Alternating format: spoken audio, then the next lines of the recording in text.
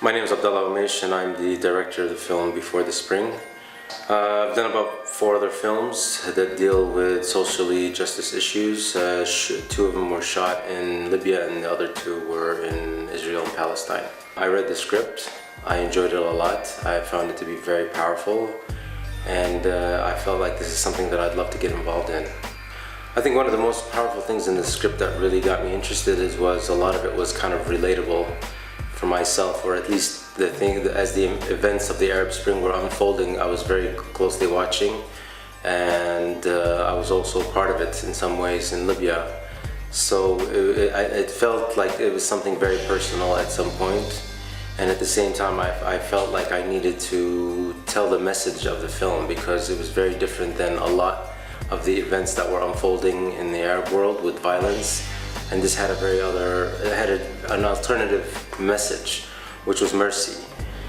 As a Libyan myself, I grew up in a very oppressive regime. There was this constant fear of be careful, don't talk, don't say this, don't mention anything on the phone. So this constant, fear really something I was around, and it really bugged me, and it was something that I was really upset about. I just didn't understand why we had to be like that.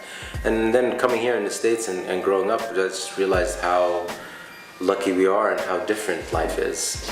So that's one of the things that I felt personally that resonated very deeply with me, is that you take so much for granted living here, and then when you see the other lives that people are living, it really hits home for you. And that's what the script did. It kind of brought back a lot of the absurdity of oppression.